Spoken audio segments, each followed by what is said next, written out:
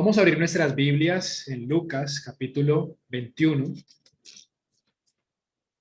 Lucas capítulo 21, vamos a leer desde el verso 29 hasta el verso 33. Y vamos a enfocarnos en estos textos para culminar esta serie de enseñanzas acerca del Apocalipsis sinóptico escrito por Lucas.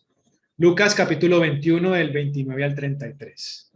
También les dijo una parábola: mirad la higuera y todos los árboles.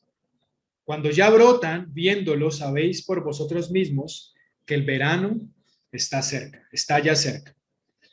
Así también vosotros, cuando veáis que suceden estas cosas, sabed que está cerca el reino de Dios. De cierto os digo que no pasará esta generación hasta que todo esto acontezca. El cielo y la tierra pasarán, pero mis palabras no pasarán. En este texto, hermanos, encontramos un misterio que vamos a procurar con la ayuda del Señor resolver en esta sesión. En primera instancia, quiero mencionar que hay una frase que se encuentra aquí que para algunos ha sido objeto de discusión. Y es esta frase que dice: de cierto os digo que no pasará esta generación hasta que todo esto acontezca. Cuando nosotros leemos esta frase que está aquí, debemos entender que cuando el Señor Jesús hablaba, y lo observamos a lo largo de todo Lucas, a lo largo de todos los evangelios, él usaba un lenguaje literal, un lenguaje tipológico y un lenguaje profético siempre.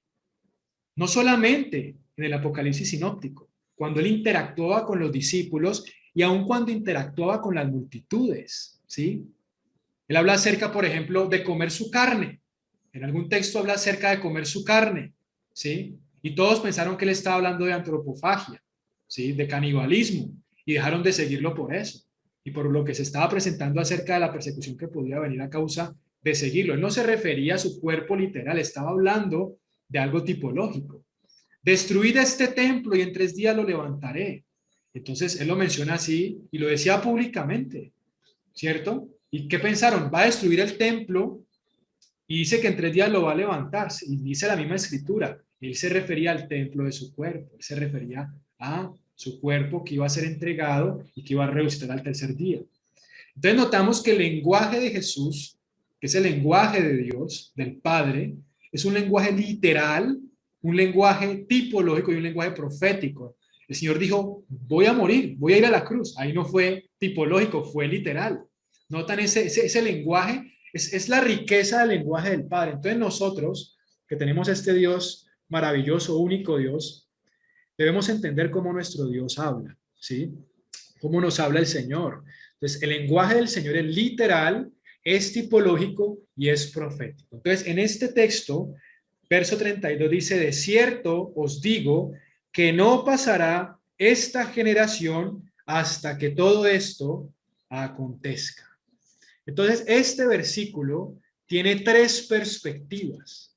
Una perspectiva literal, una perspectiva tipológica y una perspectiva profética. ¿Y por qué es importante observarlo? Porque de este versículo toma el preterismo para decir que el Señor se estaba refiriendo a que esa generación iba a experimentar todo, incluyendo la venida del Señor, y que por eso de alguna forma ha llegado a caer en el error de decirse que el Señor ya vino, porque él se refería a esa generación. Entonces considero que ese texto tiene 3 perspectivas. Voy a mencionar la perspectiva literal, la tipológica, pero nos vamos a enfocar en la perspectiva profética en el desarrollo de la sesión, pero quiero mencionarlo para que no quede la duda y para que eso de alguna forma nos sirva como un argumento apologético contra las doctrinas heréticas que se levantan y contra personas que quieren de alguna forma difamar e irse en contra de las escrituras. La perspectiva literal, él dice: de cierto os digo que no pasará esta generación hasta que todo esto acontezca. Literalmente, ¿qué está diciendo? Que la generación en la cual él estaba, esas personas que estaban en esa generación iban a experimentar todo lo que él acababa de profetizar y que eso se iba a cumplir en esa generación, y eso es lo que le está diciendo, y así fue. Pero cuál es la perla interesante a comprender? Y es que si nosotros revisamos, hermanos, y vamos a revisar lo que dice Marcos, vamos a revisar lo que dice Marcos 13 cuando se refiere a esto. Miremos lo que dice Marcos 13. Marcos 13. Miremos lo que dice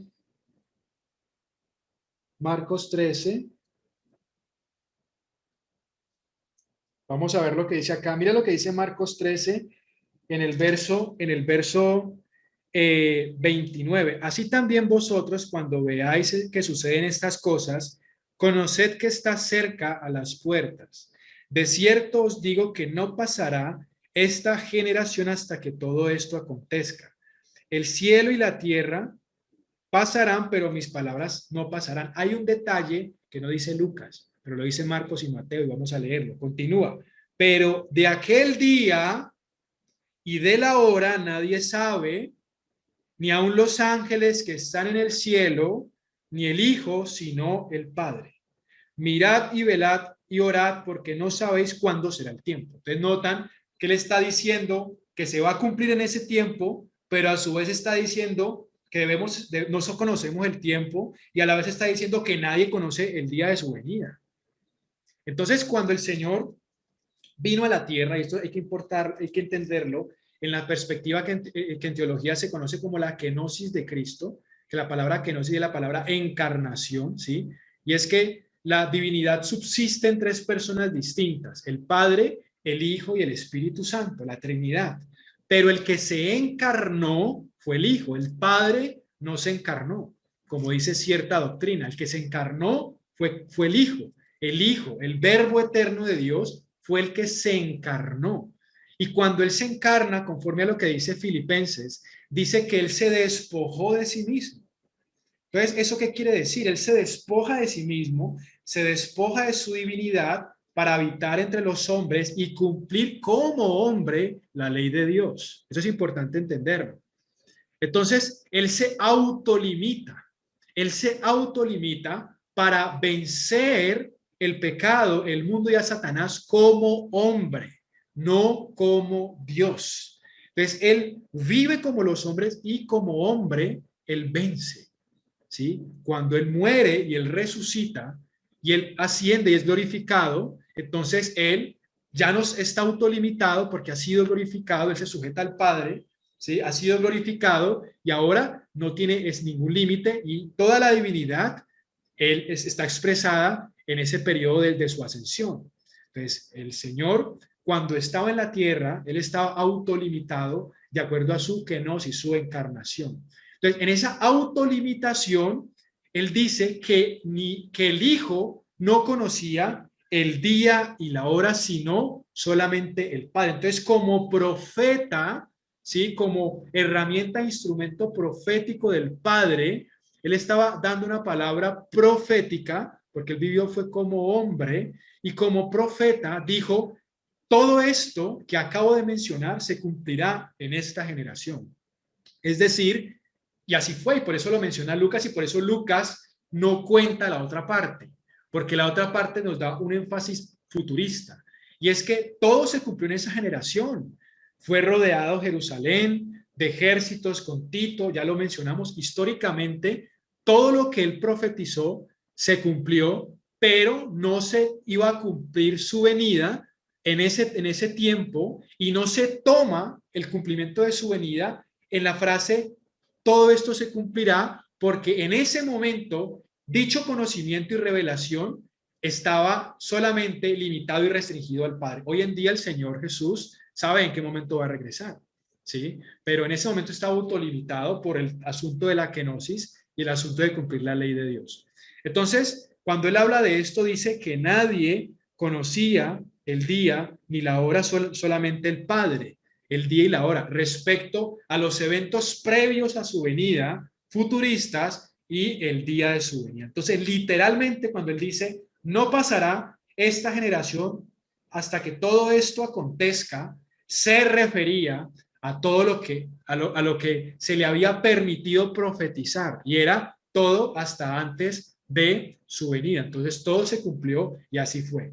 Todo se cumplió con respecto a la invasión de Tito y todo esto. Por otra parte, con respecto al día y la hora del Señor, hay dos palabras que la escritura nos habla, y la palabra cronos y la palabra kairos. Yo quiero que los hermanos me acompañen allí a Hechos capítulo 1. Vamos a leer lo que dice Hechos capítulo 1, que es el momento de la ascensión de Cristo. Versículo 6. Entonces los que se habían reunido, ahora que estábamos mencionando el tema de las preguntas, aquí le hacen otra pregunta al Señor. En el mismo monte de los olivos, otra pregunta escatológica, otra pregunta profética. Entonces los que se habían reunido le preguntaron diciendo, Señor, ¿restaurarás el reino de Israel en este tiempo? Ellos todavía estaban preguntando y querían saber si durante ese tiempo se iba a dar el milenio, si durante ese tiempo él iba a reinar desde Jerusalén. ¿Y saben qué le responde el Señor? Les dice, no, les dijo, no os toca a vosotros saber los tiempos o las sazones. La palabra es cronos y kairos. Cuando hablamos de cronos se refiere al tiempo natural, el tiempo del hombre. El cronos tiene día, tiene hora, tiene meses. Y sazones, esa palabra sazón es la palabra kairos. Esa palabra kairos, que representa el tiempo de Dios, no es medido por el tiempo de los hombres, sino que es medido por jornadas de acuerdo al momento exacto cuando el Señor considera, de acuerdo a su administración y a su omnisciencia, hacer las cosas y desarrollar las cosas. Entonces esa palabra sazón o la palabra kairos, para entenderla en un ejemplo cotidiano, es el ejemplo que podemos tomar cuando nosotros estamos hirviendo el agua para preparar algún alimento.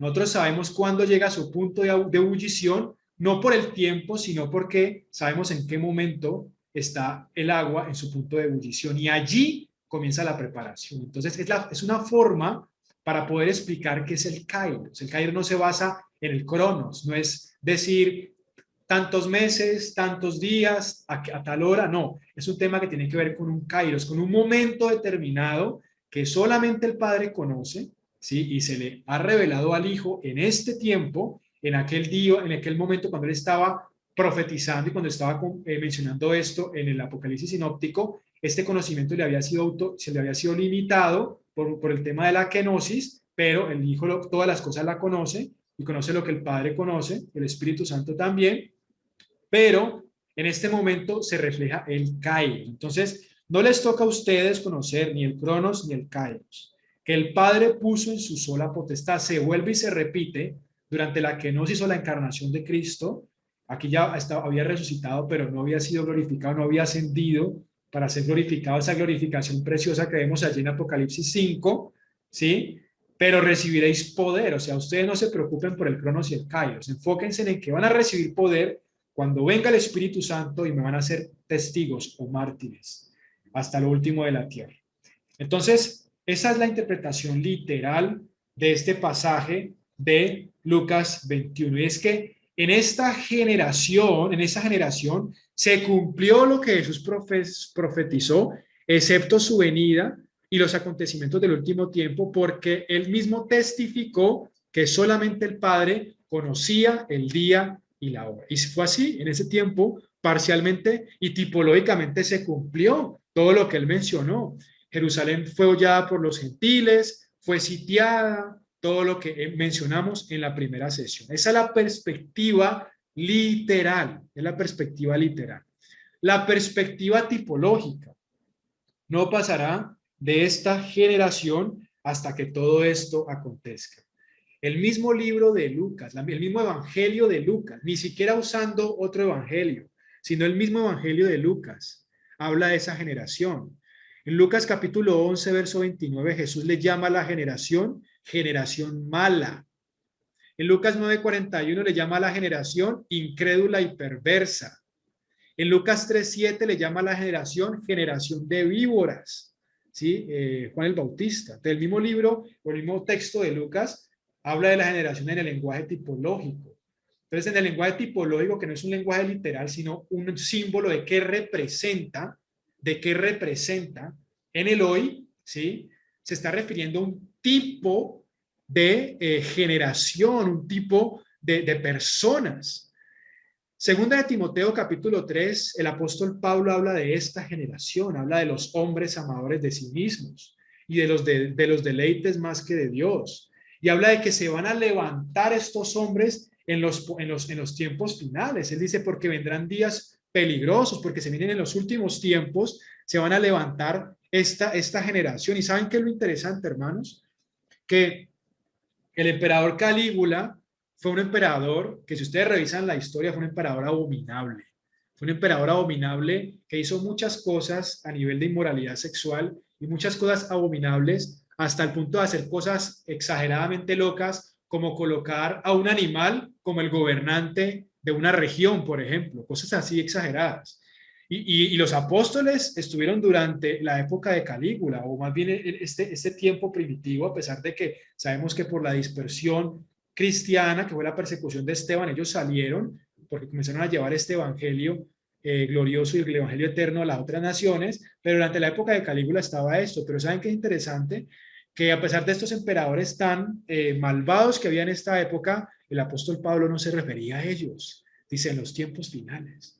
O sea que se estaba refiriendo a que la generación final, que es la última generación, que va a ser la generación que va a estar en la venida del Señor, va a ser una generación exageradamente pervertida, una generación mala, una generación incrédula y perversa, una generación como los días de Noé, que cometían actos de matrimonios ilícitos, de matrimonios entre hombres y hombres, ¿sí? Mujeres y mujeres, cosas extrañísimas, matrimonios entre máquinas y hombres. Si ustedes revisan, por ejemplo, una entrevista que le hicieron a Sofía, este robot que está por allí desde hace algún tiempo, a ella le preguntaron, ¿usted qué piensa acerca del matrimonio entre hombres, entre seres humanos y robots? Y Sofía, que es impresionante esa tecnología porque ella responde por sí misma. Ella responde y dice lo siguiente, dice, si se han presentado matrimonios entre seres humanos y personajes de anime, yo creo que se van a dar matrimonios entre seres humanos y máquinas. Imagínense qué cosa tan abominable. Entonces, es una generación previa a la venida del Señor. Entonces, a nivel tipológico, lo pueden revisar en 2 de Timoteo 3, ver todas las características. Pablo está hablando de una abominación, de una serie de abominaciones que se van a dar en la humanidad y en la conducta de los seres humanos. Hablamos en sesiones anteriores sobre cómo una de las señales de los últimos tiempos va a ser conductas en las personas, conductas atípicas, ¿sí? Conductas atípicas, causadas por espíritus malignos, por demonios y muchas otras cosas. Entonces, a nivel literal se cumplió, ya lo mencionamos, a nivel tipológico se cumple y se va a cumplir, pero hay una perspectiva profética y es un cumplimiento profético y aquí nos vamos a enfocar. Entonces, dice, de cierto os digo que no pasará esta generación hasta que todo esto acontezca.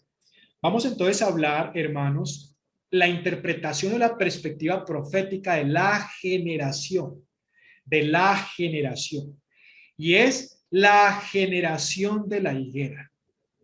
Cuando leemos el texto, dice, mirad la higuera, dice, y también les dijo una parábola, ¿sí? En Mateo 24 y en Marcos 13 dice, de la higuera aprended la parábola, de la higuera aprended la parábola. Entonces, la higuera representa una parábola, o sea, tiene una representación la higuera. Y cuando tú lees esta mención de la higuera, literal, se está refiriendo a que cuando la higuera madura, y está madurando, está a punto de dar fruto. De esa misma manera, cuando ustedes vean las señales, representa que hay madurez con respecto al panorama profético y que se va a dar la venida del Señor. Esa es como una mención literal de la higuera, pero hay una mención profética de la higuera y una mención profética de la generación de la higuera. Entonces, la mención profética de la higuera, ¿cuál es? Dice, de la higuera, dice, también les dijo una parábola. Mirad la higuera y todos los árboles. Aquí quiero detenerme porque es un poco más amplio el tema, pero cuando ustedes revisan la higuera, con respecto a Mateo y a Marcos, Mateo y Marcos dicen, cuando ustedes vean que su rama está tierna. Esa es una señal, es diferente. De eso no voy a hablar ahora. Cuando su rama esté tierna. Número 2, broten sus hojas. Es otra señal. De esa tampoco voy a hablar ahora. Pero número 3 dice, y miren los árboles. Entonces, hay algo diferente y aquí vamos a centrarnos únicamente en los árboles. Los árboles. Entonces, la generación de la higuera. Entonces, vamos a enfocarnos en esto porque no pasará de la generación de la higuera hasta que todo esto acontezca. Entonces, vamos a ver cuál es la generación de la higuera y a qué se refiere con los árboles desde la perspectiva profética. Entonces voy a proyectar una diapositiva para que podamos contemplar este asunto.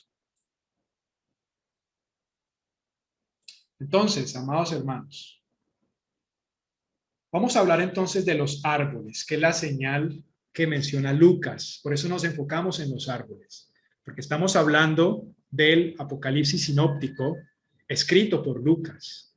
Estamos hablando de los árboles. Pero para eso primero vamos a hablar de la higuera.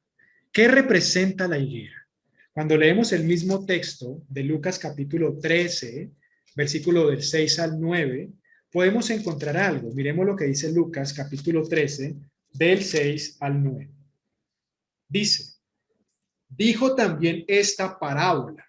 Es interesante porque es el mismo lenguaje de Lucas y por eso habla de la parábola. O sea que la higuera de Lucas capítulo 13 tiene que ver con la higuera de la parábola de Lucas 21. Tenía un hombre una higuera plantada en su viña y vino a buscar fruto en ella y no lo halló. Por eso el Señor dice, de la higuera aprended la parábola. Y dijo al viñador, he aquí, hace 3 años que vengo a buscar fruto en esta higuera y no lo hallo. Córtala para que inutiliza también la tierra. Él entonces respondiendo le dijo, Señor, déjala todavía este año hasta que yo cabe alrededor de ella y la abone, y si diere fruto, bien, y si no, la cortarás después. ¿Cuál es la higuera? La higuera es la nación de Israel. El Señor vino a los suyos, pero los suyos no le recibieron. Jerusalén, Jerusalén, que matas a los profetas y apedreas a los que te son enviados. ¿Cuántas veces quise juntar a tus hijos como la gallina junta a sus polluelos debajo de tus alas y no quisiste? Entonces vino el Señor con un ministerio de 3 años y durante esos 3 años vino a buscar fruto de arrepentimiento de Israel. Durante el ministerio de Cristo, que duró 3 años, que es el tiempo de los 3 años que se mencionan aquí, vino el Señor a buscar fruto, fruto de Israel. La higuera representa a Israel, representa a su pueblo, pero nunca dio fruto. ¿Cuál fruto? Como dice Juan el Bautista, fruto de arrepentimiento. Juan el Bautista, iniciando los evangelios, muestra e invita a Israel a arrepentirse. No se arrepintieron, no reconocieron a Jesús como el Mesías. Entonces el Señor iba a esperar un poco más de tiempo, a ver si durante su visita ellos iban a arrepentirse. Entonces, ya sabemos lo que sucedió con Israel, pero mira lo que sucede en Mateo 21, que es un episodio que sucede después de esta parábola. Miremos lo que dice Mateo capítulo 21 y vamos a leer lo que dice el verso 18 y 19. Mateo 21 dice lo siguiente, 18 y 19. Por la mañana, volviendo a la ciudad, tuvo hambre. ¿Quién? El Señor. Y viendo una higuera cerca del camino, vino a ella y no halló nada en ella, sino hojas solamente. Y le dijo, nunca jamás nazca de ti fruto. Y luego se secó la higuera. Esto conmueve nuestro corazón, hermanos, porque el Señor, el Padre, quería que su pueblo recibiera al Mesías, a su Hijo Jesucristo, pero no dio fruto, no recibieron al Señor. Entonces, este acto fue un acto profético, acerca de la maldición de esta higuera, porque por cuanto Israel rechazó al Señor, como ya lo mencionamos en la primera sesión, Entonces Israel recibe la maldición y la consecuencia de este gran pecado. ¿Y qué sucede? Pues la higuera se seca y no da fruto. Y como no dio fruto de arrepentimiento, entonces viene Tito y luego viene Adriano y son dispersados. Y sabemos que en el año 70 sucede lo que sucedió con Tito cuando se destruye el templo, y alrededor del año 135 con Adriano, ellos son expulsados de Israel y se comienzan a dispersar por el mundo, y eso se conoce como la diáspora judía, ¿cierto? Entonces la higuera de alguna forma se seca y desaparece Israel del mapa. Desaparece desde el año 135 en adelante, cuando el emperador Adriano cambia el nombre de Israel por Palestina y el nombre de Jerusalén por Aelia Capitolina. Y desde allí queda así los territorios de Israel en manos de los palestinos. Pero hay una profecía que se encuentra en Isaías capítulo 66. Y le pido a los hermanos que revisemos esta profecía.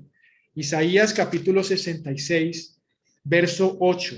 Dice lo siguiente. Isaías 66, verso 8. ¿Quién oyó cosa semejante? ¿Quién vio tal cosa? ¿Concebirá la tierra en un día? ¿Nacerá una nación de una vez? Entonces, cuando leemos esta palabra profética, esta palabra está diciendo que en un día iba a concebir la tierra y que en una sola vez iban a ser una nación. Y así fue. En el año 1947 se llega a la expectativa y la decisión de que Israel iba a regresar al mapa. Y ya en el año 1948, el 14 de mayo, reverdece la higuera vuelve a aparecer en el mapa. Entonces, allí vemos cómo la higuera reverdece, cómo ahí inicia la generación de la higuera, en el año 1948. Entonces, a nivel profético, la higuera representa Israel. Y a nivel profético, la palabra generación representa la generación del reverdecimiento de Israel. Ahora pues vamos a avanzar porque vamos a hablar de los árboles. Era importante mencionar la higuera porque la higuera nos permite a nosotros entender cómo Israel regresó, y tengamos presente durante esta sesión ese número, 1948, porque primero aparece la higuera y luego reverdecen los árboles. Entonces los árboles son el foco de esta enseñanza. ¿Qué son los árboles? Entonces vamos a observar los temas proféticos por capítulo que se mencionan en el libro de Daniel, desde el capítulo 1 hasta el capítulo 8. El capítulo 1 de Daniel nos habla de la consagración para el fin. Vemos que Daniel junto con sus amigos se consagran, toman la decisión de no comer de la comida del rey, ni contaminarse con la comida del rey. Entonces vemos que de alguna forma este capítulo nos habla de la consagración, porque la consagración es la llave que abre lo profético. La atmósfera profética del Señor viene a causa de la consagración. Es por eso que vemos que antes del Apocalipsis sinóptico se habla de una viuda que dio todo lo que tenía. Allí vemos el mismo principio previo a lo escatológico y lo profético que tiene que ver con la consagración.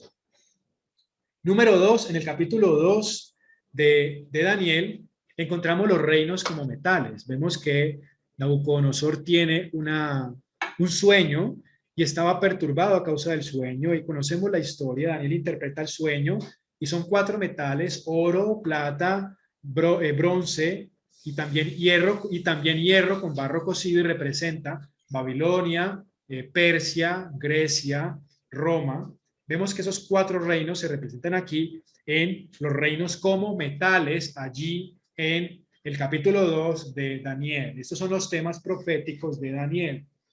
En el capítulo 3 vemos una tipología profética, una parábola escatológica y profética acerca de la imagen de la bestia y la persecución, acerca de cómo la persecución se va a presentar también en los últimos tiempos de la misma forma que se presentó contra Sadrach, Mesach y Abednego. Vemos que Nabucodonosor levanta una estatua, ¿sí? completamente toda de oro y se obliga a que todos adoren la estatua. Esta estatua de alguna forma es una tipología de la imagen de la bestia de Apocalipsis 13. Y vemos cómo se presenta la persecución contra aquellos que no adoran la imagen, de la misma forma que se va a presentar en los últimos tiempos. Entonces vemos esta tipología reflejada allí. Número 4. Este es muy importante, porque aquí vamos a tomar para hablar de esos asuntos. Vemos los reinos como árboles, y vemos estos reinos como árboles dependientes. Vemos que de alguna manera hay una relación entre Babilonia y uno de los árboles que está presentado allí, en este capítulo. Hay un árbol que es grande, un árbol del cual todos toman, en el cual todas las aves se refugian, ¿cierto? Y vemos que aparece un vigilante que decreta una palabra, dice que pase sobre el 7 tiempos porque este árbol es arrancado. Pero en el decreto decía, pero dejen allí sus cepas, es decir, las raíces externas del árbol. Quedaron unas raíces allí, pero el árbol fue arrancado y pase sobre el 7 tiempos, 7 años. Y esto representaba de alguna forma la locura de Nabucodonosor, porque de acuerdo al principio que nos da Daniel capítulo 7, las bestias representan reinos y representan reyes. Entonces el árbol representaba el reino de Babilonia, pero aquí representaba el rey Nabucodonosor, que era el rey de Babilonia. Y conocemos la historia. Entonces hay un árbol que fue arrancado, ¿sí? Un árbol que fue arrancado. Entonces vemos cómo allí, en este árbol que representa Babilonia, este árbol ya es, este reino, perdón, es representado como árbol. En el capítulo 2, los reinos son representados como metales, pero en el capítulo 4 los reinos son representados como árboles. Es por eso que aquí, en Lucas capítulo 21, se habla de los árboles. Ya no está hablando de la higuera, sino de los árboles. Porque ya no solamente nos está mostrando el reverdecimiento de la higuera, sino que los árboles, es decir, los reinos, iban también a reverdecer, iban a volver a aparecer. ¿Cuáles reinos? Los reinos que aparecen allí en las escrituras, en la profecía de Daniel, es decir, Babilonia, Persia, Grecia y Roma. En el capítulo 5 vemos el juicio decretado contra la bestia, con aquella escritura que se menciona allí, Mené, Mené, Tekel, Uparsi. Tipológicamente y proféticamente vemos que eso representa. En el capítulo 6 vemos que Daniel es lanzado al foso de los leones por causa de su integridad, porque dice la escritura que no encontraron ningún vicio en él. Entonces, a causa de su integridad, fue lanzado al foso de los leones. Y vemos aquí la boca del león de la bestia, como dice Apocalipsis 13, que tenía boca de león, esta bestia final, que es el reino del anticristo y el anticristo final. Entonces vemos estas tipologías que de alguna forma nos muestran asuntos relacionados con el reino de la bestia, es decir, del anticristo final. En el capítulo 7 vemos los reinos como bestias. Ya vimos que en el capítulo 2 son reinos como metales, en el capítulo 4 reinos como árboles, y en el capítulo 7 reinos como bestias. 4 bestias aparecen allí en el capítulo 7. ¿Sí? Un león alado que representa a Babilonia, un oso cojo con 3 costillas en su boca que representan los medos y los persas. Los persas llegaron a ser más fuertes que los medos. Las costillas en la boca del oso representan los 3 imperios que conquistaron los medos y los persas, que fue el imperio el reino de Lidia, ¿sí? Egipto y Babilonia. En el capítulo 8, los demás y los otros demás, las otras bestias adicionales fue el leopardo que representa Grecia y la bestia terrible representaba a Roma, ¿sí? En el capítulo 8 vemos 2 bestias finales y aquí hay una perla preciosa. Y es que en estas 2 bestias finales encontramos una relación con el capítulo 2, el capítulo 4 y el capítulo 7. De alguna forma, después del capítulo 8, Daniel entra en otro periodo profético. Ya la figura de imágenes con bestias, con reinos y con estos asuntos comienza a tomar otro tinte. Pero el capítulo 8 es la última visión que tiene Daniel acerca de imperios como bestias.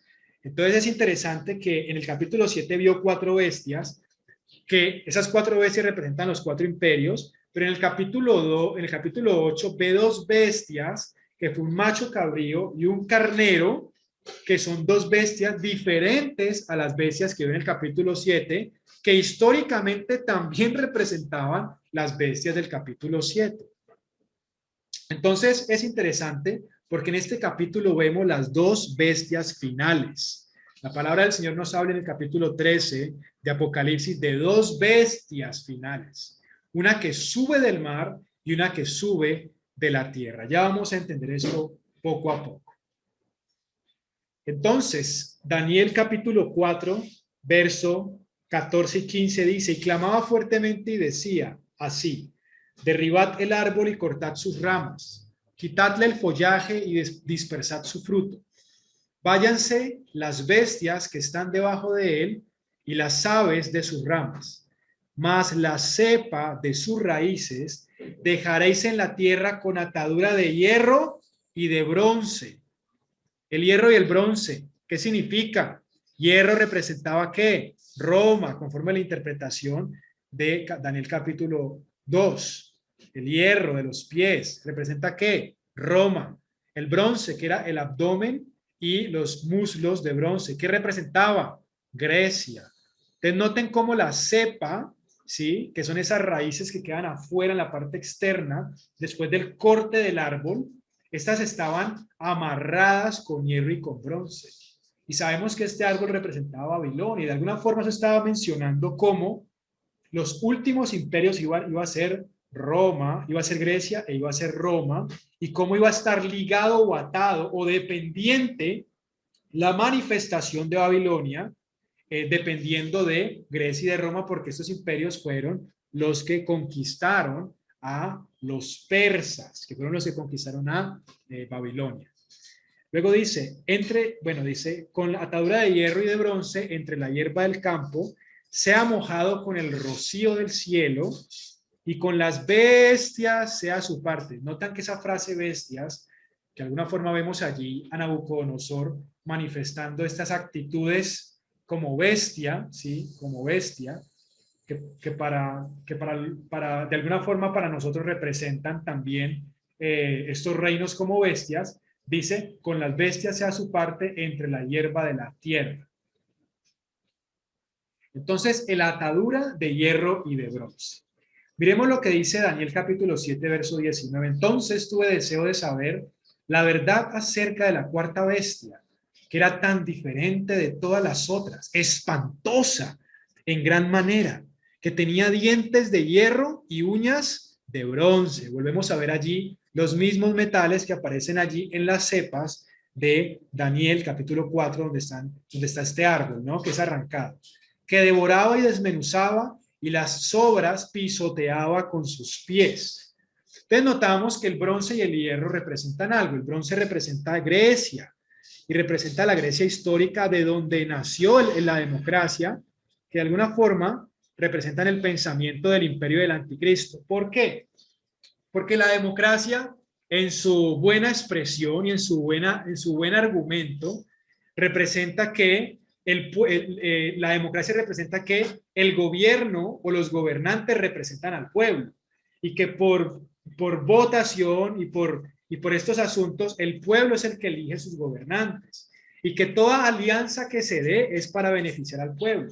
Bueno, Daniel capítulo 2, verso 43 nos dice que en el gobierno de la bestia se van a dar alianzas humanas, entonces va a haber una atmósfera de democracia, de que todo ha sido un consenso, de que de alguna forma ha sido algo transparente. No estoy con esto criticando la democracia ni los gobiernos que de alguna forma tienen una inclinación democrática, sino que estoy mencionando que en Grecia nació la democracia, que fue, digamos, la esencia de las alianzas entre los países, que los vemos allí en Daniel capítulo 2, verso 43, y las alianzas entre los reinos, ¿cierto? Aparte de eso, vemos que, vemos que también, ahora voy a explicar un poco el tema que sale del poniente, porque Grecia sale del poniente conforme a lo que vemos allí en las dos bestias de Daniel capítulo 8. Daniel capítulo 8 nos habla de dos bestias, ¿cierto? Y esas dos bestias son Grecia y es Persia. pero dice que Grecia sale del poniente. Ahora voy a mencionar un poco de esto. En el caso del hierro, el hierro nos habla de la Roma histórica, el Imperio Romano, que se dividió en Roma occidental y Roma oriental, y que de alguna forma nos representa el reino del anticristo y su desolación, y cómo de alguna manera vamos a ver que esta Roma va a volver a resurgir. Ese imperio romano que cayó va a volver a resurgir, ¿cierto? Que también sale del poniente, porque tanto Grecia como Roma son naciones que actualmente están en el lado occidental, por eso la palabra poniente, porque es donde se coloca el sol, occidental de los territorios del Imperio Romano. Vamos a entender esto de mejor manera más adelante. Esta manifestación va a ser literal. Ahora, quiero que observemos esta diapositiva. Hay 4 reinos que se mencionan allí, que es Babilonia, Persia, Grecia y Roma. Pero esos 4 reinos están resumidos en 2 árboles, ¿sí? El primer árbol fue el árbol que fue arrancado, por eso la escritura en Lucas dice, habla acerca de la higuera y de los árboles, no dice el árbol, dice los árboles en plural. ¿Cuáles son esos árboles? Pues son 2 árboles, mínimo son 2, no es un solo árbol. Pero hermano, cuando leemos Daniel capítulo 4 vemos un árbol que fue arrancado, claro, ese es un árbol, pero había otro árbol, un segundo árbol que quedó en las cepas y que después iba a crecer, ¿sí? Iba a crecer, que al ser alimentado, ¿sí? Iba a crecer. Entonces, ese otro árbol, ese primer árbol, fue arrancado y fue echado en la tierra, fue despreciado para que se secara, ¿cierto? Y ese árbol representa Babilonia y Persia, representa el oro y la plata, ¿cierto? Y es el árbol que cortaron y fue lanzado a la tierra. El otro árbol quedó en las cepas y quedó limitado a las ataduras de bronce y de hierro, que representa Grecia y Roma. Entonces, por eso ese árbol representa Grecia y Roma, y ese árbol que quedó en las cepas iba a crecer. Entonces vemos que esos 4 reinos están representados en 2 árboles, que son 2 reinos que van a surgir. Y así como resurgió la nación de Israel, Babilonia, Persia, Grecia y Roma van a resurgir en la figura de 2 árboles, que la palabra del Señor le llama la bestia que sube de la tierra en Apocalipsis capítulo 13 y la bestia que sube del mar en Apocalipsis capítulo 13 también. Entonces, estos son los 2 árboles que son estas 2 bestias finales. Esas 2 bestias finales aparecen en Daniel capítulo 8. Daniel capítulo 8 nos habla de 2 bestias. Estas 2 bestias, hermanos, tienen una interpretación histórica, pero también tienen una interpretación profética. Y es una batalla entre un macho cabrío y un carnero de 2 cuernos. Este macho cabrío sale del poniente, viene del occidente y representa a Grecia. De hecho, el mismo texto nos da la interpretación y nos dice que el cuerno es el rey de Grecia. El cuerno porque este macho cabrío tenía un solo cuerno en su frente. Y este viene de occidente, es decir, del poniente, ¿sí? Como está ubicado Grecia, en el poniente.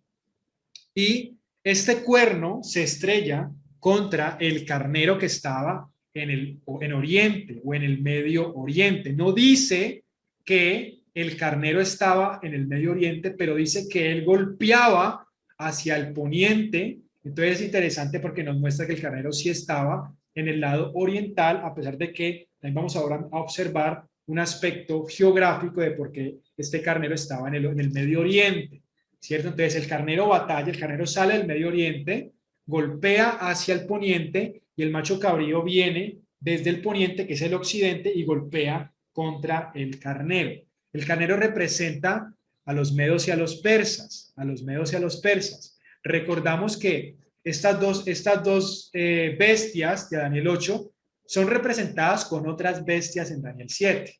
Entonces el macho cabrío es representado con un leopardo que tiene 4 cabezas y 4 alas, ¿sí? Y de igual manera, este cuerno se quiebra y de este cuerno que se quiebra brotan 4 cuernos, que fueron los 4 generales de Alejandro Magno, que fue Lisímaco, Casandro, Seleuco y Ptolomeo. Son 4 generales que brotaron de Alejandro Magno, porque Alejandro Magno no tuvo descendencia. Ellos se apropiaron del imperio griego y allí comenzaron estas manifestaciones, y como de los seleucidas, de aquellos que estaban en el norte, fue que salió Antíoco Epífanes, que es una tipología del cuerno pequeño que está en Daniel 8 y Daniel 8, 9 y Daniel 11. Entonces, este macho cabrío representa a Grecia, históricamente representan los 4 generales de Alejandro Magno, lo mismo que el leopardo, porque la velocidad con la cual Alejandro Magno conquistaba los imperios era algo impactante, ¿sí? Y vemos cómo las 4 cabezas también están representadas allí. Entonces, representa de alguna manera este macho cabrío a Grecia a nivel histórico, ¿sí? A nivel histórico, el carnero de 2 cuernos, los medos y los persas, así como el oso estaba cojo de una pierna, una pierna era más larga que la otra, representaban que los persas fueron más fuertes que los medos, hubo una alianza medo-persa, ¿sí? Medo-persa, ustedes recuerdan a Darío el Medo y recuerdan a Ciro el Persa, entonces hubo una alianza entre los medos y los persas, y finalmente Persia dominó toda Media. Entonces vemos que aquí un cuerno crece más que el otro cuerno del carnero, de este carnero. Hay algo interesante acá en esa batalla de Daniel capítulo 8 de estas 2 bestias. ¿Qué sucede? Aparte de que el macho cabrío le gana al carnero, que era muy fuerte, dice que el carnero fue derribado. ¿En dónde? Está en Daniel 8, 7. Ustedes lo pueden leer. No, leámoslo, hermanos. Miren lo que dice Daniel capítulo 8, verso 7. Dice lo siguiente, dice, y lo vi que llegó junto al carnero y se levantó contra él y lo hirió. Y le quebró sus 2 cuernos, y el carnero no tenía fuerzas para pararse delante de él.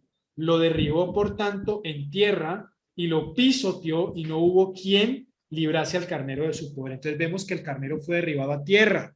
¿Cómo qué? Como el árbol que fue arrancado y fue derribado a tierra. Entonces vemos cómo la tipología de Daniel comienza a tener una coherencia, ¿sí? Una coherencia. Entonces, vemos, adicional a esto, que de esa tierra se iba a volver a levantar. Entonces, hay algo interesante en esto, mis hermanos.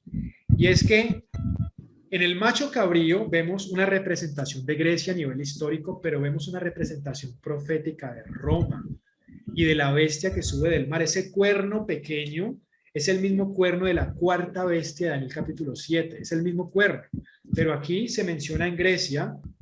Entonces vemos que en el lado del occidente vemos que viene este macho cabrío que representa Grecia, pero proféticamente representa Roma, y también representa la bestia que sube del mar.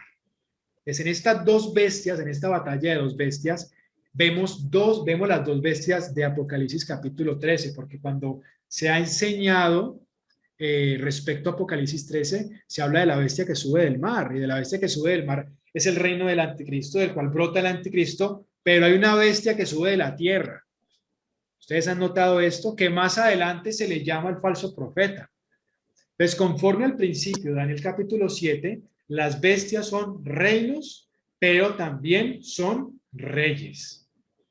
Entonces, la bestia que sube del mar es un reino que tiene un representante, y la bestia que sube de la tierra es un reino que tiene un representante. Entonces, el carnero de 2 cuernos, el carnero de 2 cuernos fue derribado.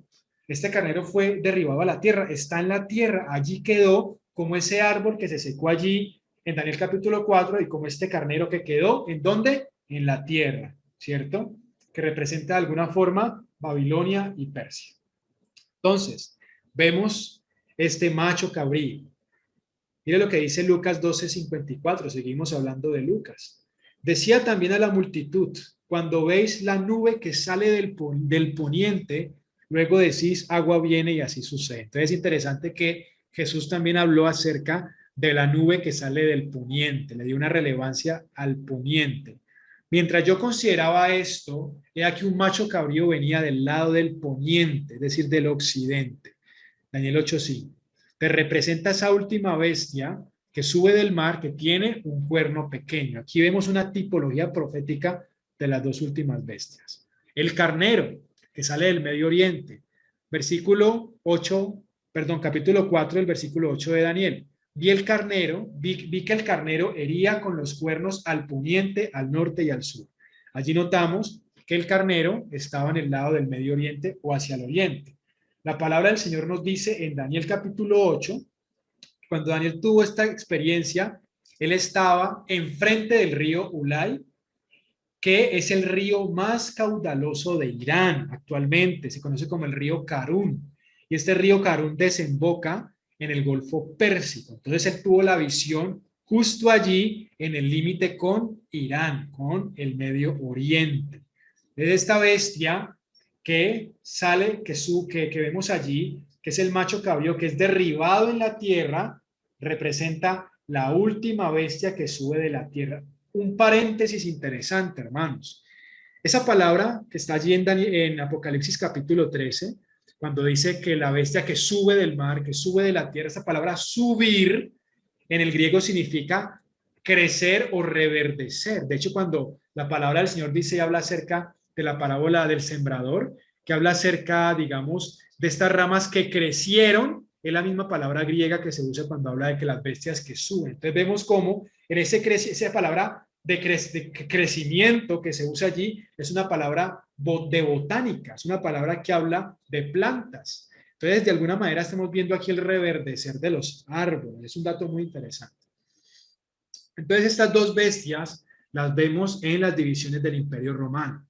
El Imperio Romano, que fue el cuarto imperio que fue profetizado por Daniel, no queriendo decir que no hubo otras coaliciones, otras reuniones de imperios o reinos, pero lo que la palabra del Señor nos muestra, no estamos especulando y todo lo que hemos expuesto hasta el momento es bíblico, todo lo que hemos expuesto hasta el momento es bíblico. El Imperio Romano de Occidente, allí como vemos en la imagen, luego fue conquistado por las naciones bárbaras o las tribus bárbaras que se encuentran en el norte. Ustedes lo pueden ver allí en la imagen, los francos, los suevos, los vándalos, los godos, los anglos, etcétera, los lombardos.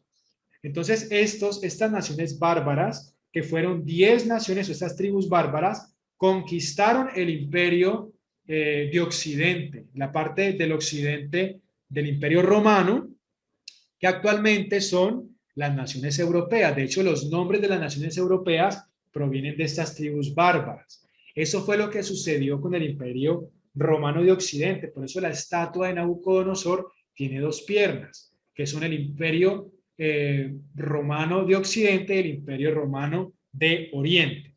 Ahora, el imperio romano de Oriente fue conquistado por el imperio otomano cerca del año 1299 después de Cristo, y cuando fue conquistado el imperio romano de Oriente, fue allí cuando se asentaron las actuales naciones árabes, cuya religión principal es el Islam.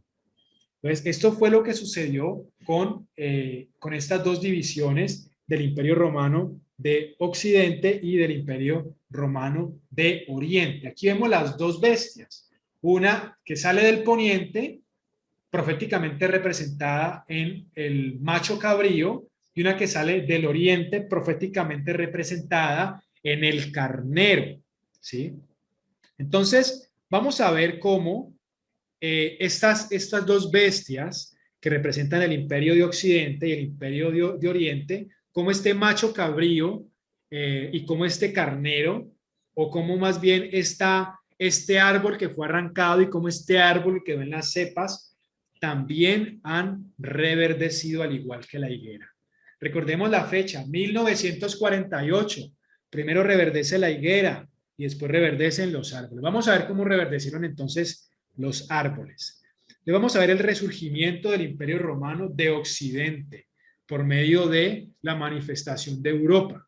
Entonces, en el año 1958, 10 años después de que apareciera la nación de Israel, se celebran los tratados de Roma. Esos tratados de Roma fueron dos tratados principales.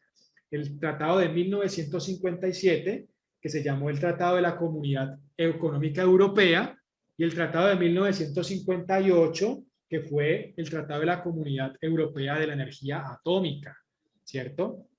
Estos tratados comenzaron a fomentarse para de alguna forma unir Europa por medio de esos tratados. En el año 1950, noten que todo eso sucedió después del 1948, estamos viendo el resurgimiento de un árbol. Este árbol que estamos mencionando aquí está resurgiendo, está creciendo.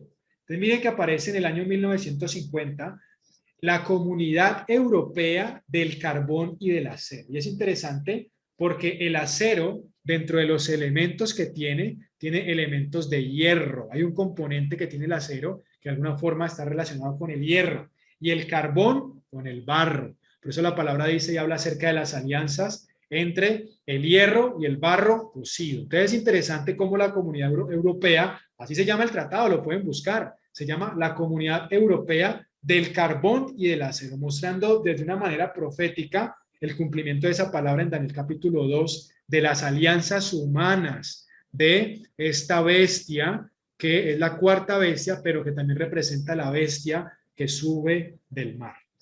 Entonces luego surge el Tratado de Bruselas, que es un tratado que se da en el año 1967, que reúne las tres comunidades que surgen, la Comunidad Económica Europea, la Comunidad Europea de la Energía Atómica y la Comunidad Europea del Carbón y del Acero. Son tres comunidades que tuvieron un propósito relacionado y desarrollado por medio de alianzas humanas, y en el año 1967 se unen estas tres comunidades. Ya más adelante, en el año 2007, ese dato no lo coloqué acá, surge algo que se llama el Tratado de Lisboa. En ese Tratado de Lisboa se firma lo que hoy se conoce como la Unión Europea. Ese tratado se firma en el 2007, Tratado de Lisboa, para que aparezca en el 2009 la Unión Europea. Entonces, la Unión Europea hasta el momento es una aproximación a una maqueta de lo que posiblemente puede ser un gobierno mundial, porque hasta el momento es lo más cercano y aproximado a la reunión de naciones donde tienen un solo gobernante que toma decisiones por todos los países. A pesar de que cada país tiene su propio gobernante, este gobernante es el que influye más sobre todo. Y eso es interesante, es un dato muy importante. Entonces vemos aquí la Unión Europea en el año 2009 que brota, y a mi parecer esto no se puede ignorar con respecto al cumplimiento actual de la profecía bíblica. Entonces, aquí vemos el árbol que quedó en las cepas, que tenía atadura de hierro y de bronce, que representa Grecia y Roma. Si ustedes revisan, los países que hacen parte de la Unión Europea hoy se encuentran con Grecia y con Roma. Allí están. De hecho, lo pueden ver allí en la imagen.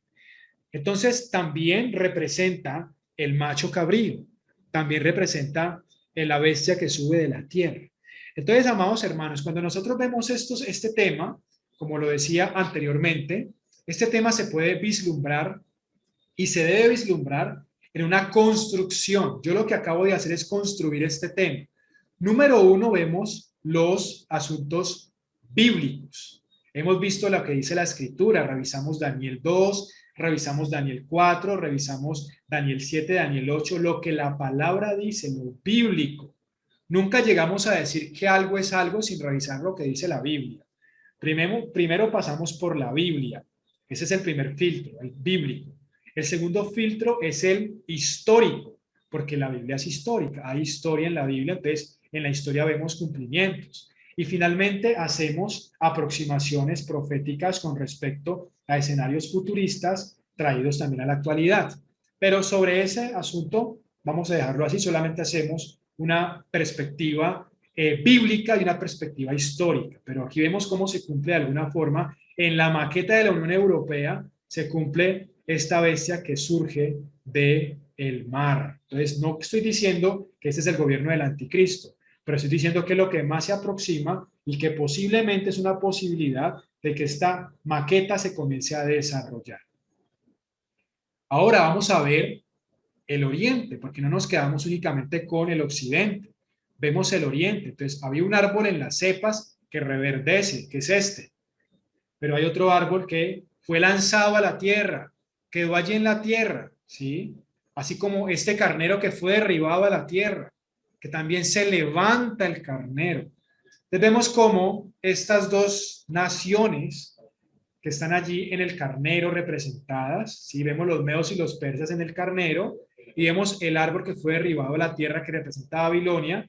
Estas dos naciones son Irak e Irán en la actualidad. Irak es Babilonia e Irán es Persia. Son estas dos naciones. Entonces miren cómo va a resurgir en el Medio Oriente estas dos naciones. En el año 1919 se libera Irak del Imperio Otomano y quedó bajo la jurisdicción británica. Es decir, Europa gobernó y tuvo la jurisdicción del Medio Oriente. Eso es muy interesante porque así como la manifestación del reverdecimiento del árbol que quedó en las cepas dependía de la atadura de hierro y de bronce que de alguna forma representa Roma y Grecia, vemos que lo mismo se ha cumplido en la historia. Si ustedes se ponen a revisar cuál ha sido el imperio o las naciones o el continente que ha tenido de alguna forma la dirección y el enseñoreamiento de todas las naciones ha sido Europa. Ni siquiera Estados Unidos, a pesar de que Estados Unidos se ha convertido en una potencia mundial, hoy en día el primer país en el G7 es Alemania. De hecho, el G7 tiene más países de la Unión Europea que los demás países. Vemos que de los europeos surge todo. América fue descubierta o fue llevado Colón hacia América, por ejemplo. Después surge América, pero primero estuvo Europa. Vemos cómo Europa tuvo la jurisdicción de Irak en el año 1919. Pero en el año 1948, Irak hace un trato con el Reino Unido, ¿sí? Otra nación que tiene que ver con Europa. Pero en el año 1955 hizo un pacto llamado el Pacto de Bagdad con Estados Unidos. Y finalmente, en el año 1958, noten esto, fue después del 1948 cuando Israel surgió como nación. Realizaron diversas reformas y se vuelve Irak una república.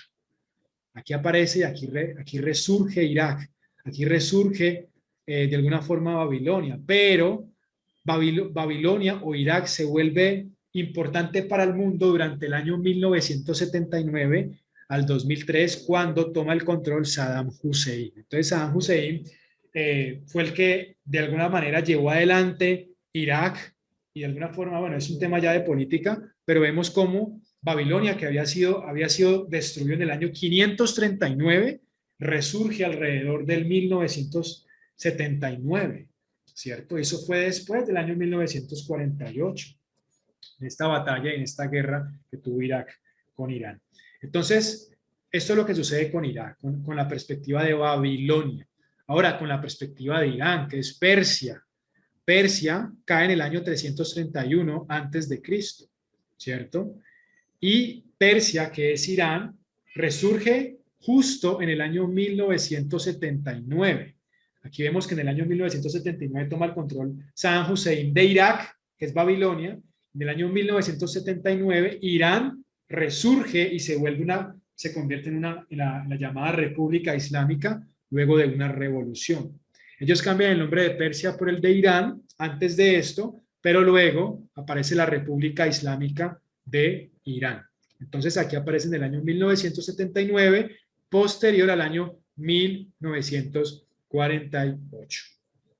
Entonces, amados hermanos, tanto Irak como Irán son países 100% islámicos que abrazan la religión del Islam y que son los únicos, o no los únicos, pero son los que más han defendido la perspectiva chiita del Islam, porque el Islam está dividido en dos. La religión islámica, algunos son sunitas y otros son chiitas, pero la mayoría de países árabes son sunitas, pero Irak e Irán son los chiitas.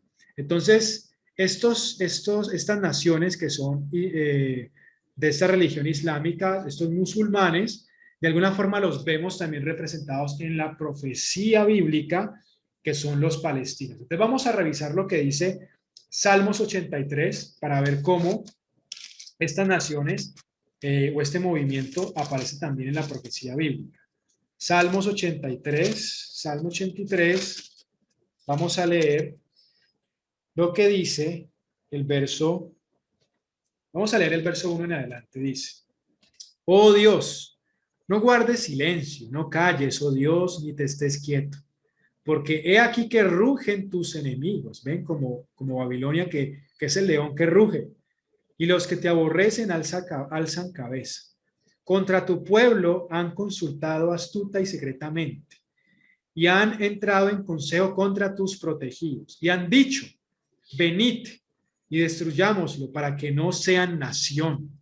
Vemos la posición que tuvo las naciones palestinas para que Israel no fuera nación. De hecho, hubo una batalla que se dio allí, que eso fue la batalla de los 6 días, para Israel recuperar el monte del templo y recuperar Jerusalén.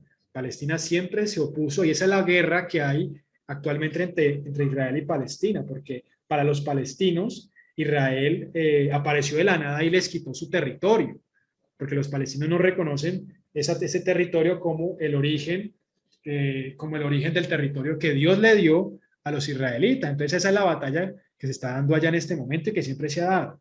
Entonces mira lo que dice este texto.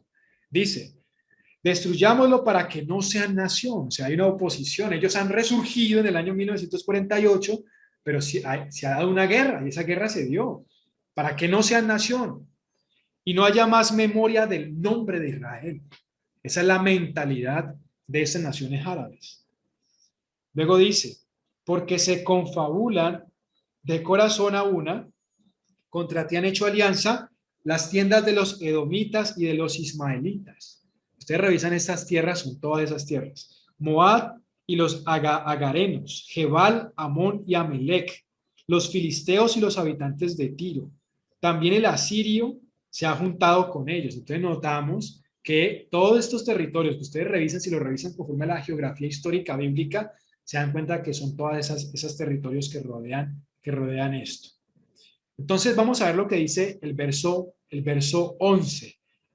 Pon a sus capitanes como a Orab y a Seb, como a Seba y a Salmuna, a todos sus príncipes, que han dicho: heredemos para nosotros las moradas de Dios. Hermanos, de verdad que el Salmo 83 es muy importante para el cumplimiento profético. Esta es la mentalidad del Medio Oriente: heredar para ellos las moradas de Dios, tomar Jerusalén, hollar Jerusalén, meterse a Jerusalén, destruir Israel. Entonces, miremos que aquí se menciona a dos personajes que se llaman Seba y Salmuna. Vamos a revisar lo que dice Jueces capítulo 8 para cerrar este aspecto de los ismaelitas. Jueces capítulo 8.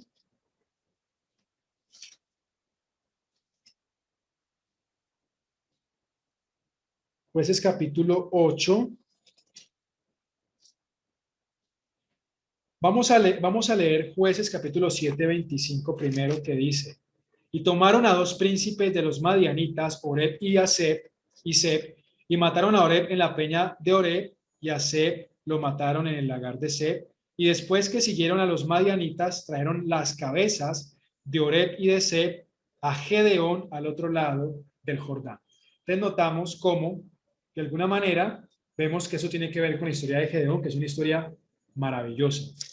Ahora vemos lo que dice Jueces capítulo 8, verso, vamos a leer el verso 12 y luego leemos el verso 21. Y huyendo Seba y Salmuna, él los siguió y prendió a los dos reyes de Madián, Seba y Salmuna, y llenó de espanto a todo el ejército. Verso 21. Entonces dijeron Seba y Salmuna: levántate tú y mátanos, porque como es el varón, tal es su valentía. Y Gedeón se levantó y mató a Seba y a Salmuna, y ojo con esto, y tomó los adornos de lunetas de que sus camellos traían al cuello. Esas lunetas, ustedes pueden ver la bandera de Turquía y pueden ver qué representan las lunetas, y las lunetas representan todas estas naciones musulmanas, árabes, que abrazan el Islam. Entonces es interesante porque estos guerreros que estaban allí, que ya esta la palabra nos habla de collares y símbolos relacionados con la luna, son las naciones que después, que actualmente son las naciones árabes. Entonces aquí vemos en Irán y en Irak las naciones árabes. Eso también es muy importante en la profecía. Ismael, que fue el hijo de Agar, representan los ismaelitas este pueblo. Entonces, para los musulmanes, este monte del templo, donde ustedes pueden ver esa mezquita que colocaron allí, porque ellos dicen, los musulmanes dicen que en esa mezquita fue que ascendió Mahoma. Para los musulmanes, en esa mezquita o en ese territorio, Abraham iba a sacrificar a Ismael. No dicen que iba a sacrificar a Isaac. Nuestro Dios nos revela que era Isaac, porque es la descendencia de Isaac, la descendencia de Israel.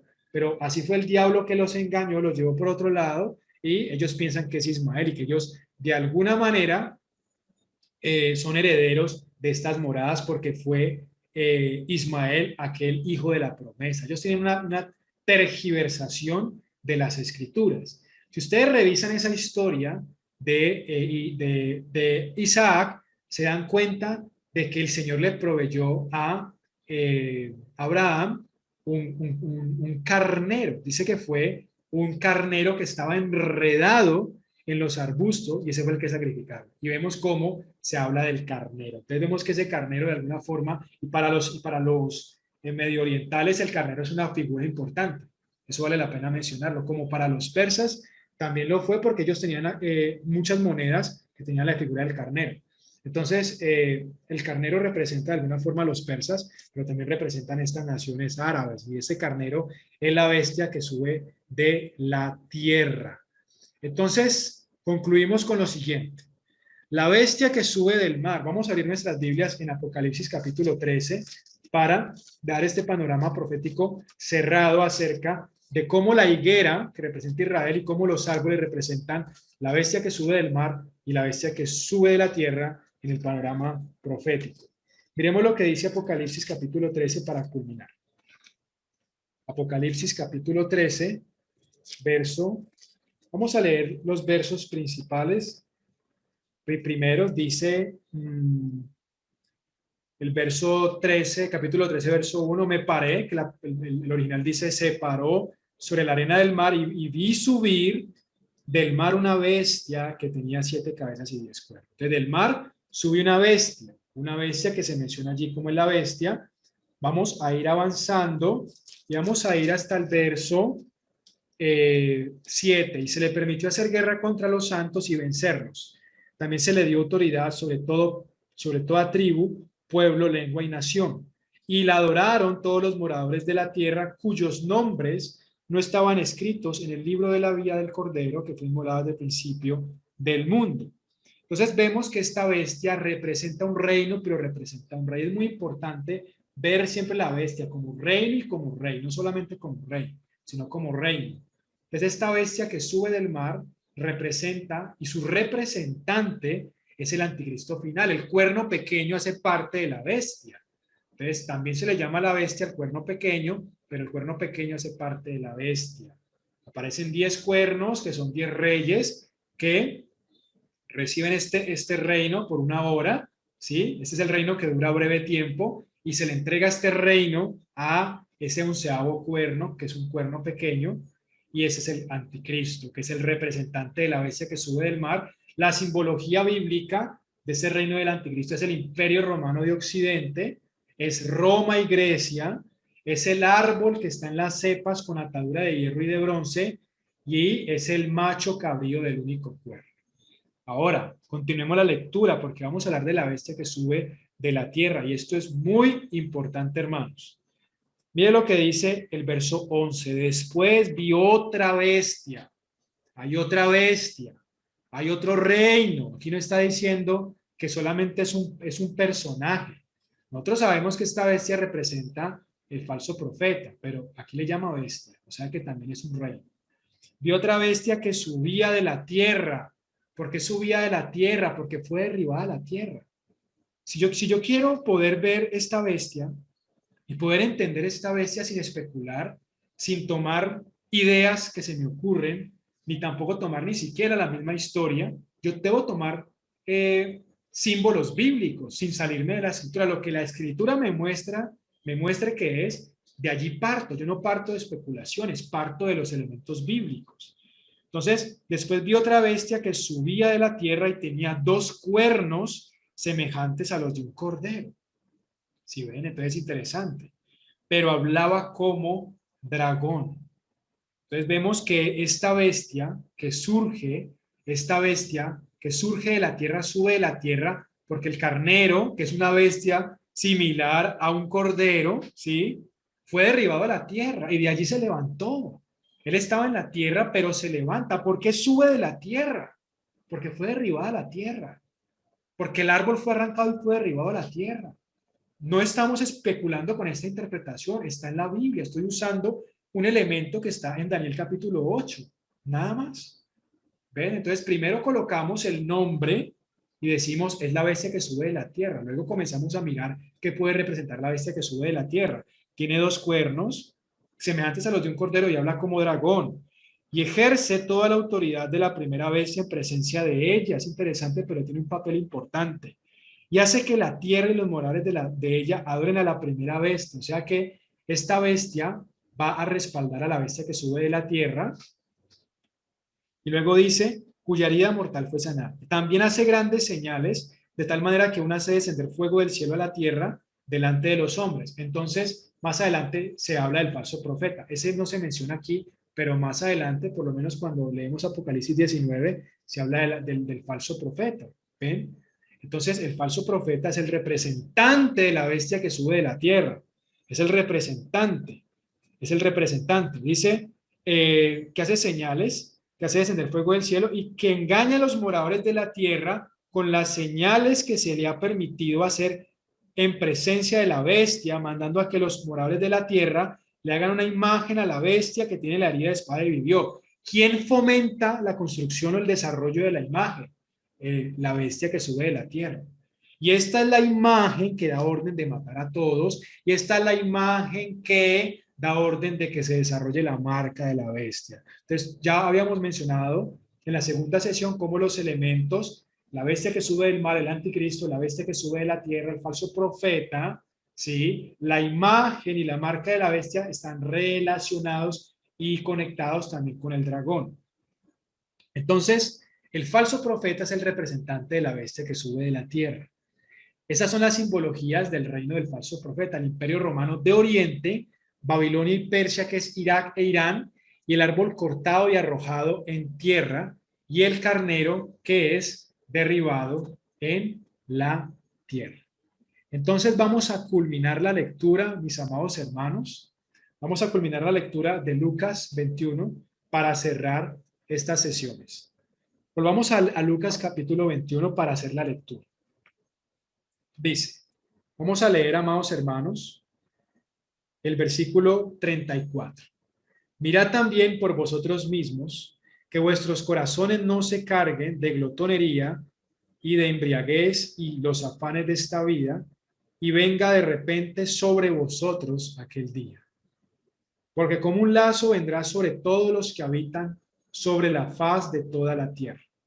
Velad pues en todo tiempo, orando que seáis tenidos por dignos de escapar de todas estas cosas que vendrán y de estar en pie delante del Hijo del Hombre. La invitación final del Apocalipsis de Lucas, ¿cuál es? Que nosotros miremos que nuestros corazones no se carguen. Número 1, de glotonería. Número 2, de embriaguez. Número 3, de los afanes de esta vida. Porque cuando nuestros corazones se cargan de esto, no podemos velar. ¿Qué es velar? Velar es trasnocharse. Las vigilias son buenas. A mí me gustan las vigilias. Son interesantes. Son preciosas. Pero cuando habla de velar, se habla de que nuestro corazón esté atento a la profecía. Que nuestro corazón esté atento a las palabras del Señor. Que no nos dejemos engañar, porque van a venir muchos engañadores. Entonces, debemos velar. Y mira lo que dice. Nos invita Lucas a hacer una oración muy especial, que es la oración que tú y yo debemos hacer constantemente. Y es orar, número 1, para ser tenidos por dignos de escapar de todas estas cosas que vendrán. ¿Podemos orar para eso? Claro, Señor, guárdanos. A pesar de todo esto que viene, podemos orar, Señor, te pido por mi familia, que podamos ser tenidos por dignos de que cuando todas estas cosas vengan podamos escapar. ¿Qué es escapar? ¿Es ser arrebatados? No, es ser guardados, es ser protegidos. ¿Sí? Entonces, está bien orar por esto, no está mal. Podemos orar por esto. ¿Sí? Entonces, nosotros oramos. Y si el Señor nos permite escapar, corremos. Por eso Él le dice a aquellos que estaban en Jerusalén, que eso se va a volver a repetir en Jerusalén. Cuando ustedes vean a Jerusalén rodeada de ejércitos, huyan. El que esté en la azotea no tome nada, salga corriendo, corran. Cuando ustedes vean la abominación desoladora, corran. Entonces vemos que el Señor nos muestra que se puede huir, pero se huye no cuando yo tengo miedo, se huye cuando Él me lo muestra. A veces no se va a huir, a veces simplemente el Señor te va a decir quédate allí. Sí, entonces hay que escuchar la voz del Espíritu, pero correr no está mal. Si en el camino, en medio de nuestra huida, nos detiene una autoridad civil y nos dice, ¿usted es cristiano? Si yo le digo, como decían los cristianos en la época del Imperio Romano, Jesus estin Kyrios. Le llamaban, Kyrios era el nombre que se usaba muchas veces para el César. ¿Sí? Entonces, no, ellos le decían los romanos, los soldados romanos, confiesen que tal personaje es el César, que Nerón es el César, por ejemplo. Ellos tenían que decir Nerón estin Kyrios, por ejemplo. Pero los cristianos de esa época decían Jesus estin Kyrios. Jesús es el César. Jesús es el rey. Jesús es nuestro rey, no es el anticristo. Entonces nosotros corremos, pero si nos detienen decimos Jesús estin Kyrios. Entonces, debemos estar dispuestos para todos, para todo, y debemos estar orando y confiando en el Señor. Entonces, oremos para ser tenidos por dignos de escapar de estas cosas y de estar en pie delante del Hijo del Hombre, porque de alguna forma eso es importante. Algunos el Señor los tendrá para ser mártires, otros no, pero de alguna manera lo importante es hacer la voluntad del Señor y es ser fiel al Señor, porque más allá que ser mártir es poder durante esta vida y este tiempo aprender a llevar la cruz. Y por eso tenemos que prepararnos para aquel día, como dice la palabra, no alejarnos de él avergonzados. Todo esto que hemos compartido durante estas realidades que el Señor nos ha permitido ver, es para decir que el Señor viene, hermanos. Todas estas señales no es para asustarnos, es para entender lo que está sucediendo. El propósito del Apocalipsis y el tema central no es el anticristo ni el falso profeta. Ocupan unos que otros versículos. Pero el tema central del Apocalipsis es la venida del Señor. Es su venida, es su regreso. Y nosotros no tenemos miedo, no debemos tener miedo. Como decía un hermano, ¿ustedes por qué se preocupan si les van a cortar la cabeza? Si a los segundos la van a recuperar. Decía un precioso hermano, obrero precioso, de aquí de Colombia. Decía, a los minutos la van a recuperar. Ustedes van a morir y de repente ya están con el Señor porque Él es su cabeza. Nuestro Señor viene, amados hermanos. La pregunta es, ¿estamos preparados y amamos su venida? La gracia de nuestro Señor Jesucristo, el amor del Padre y la comunión del Espíritu Santo sea con todos ustedes, mis hermanos. Bendiciones.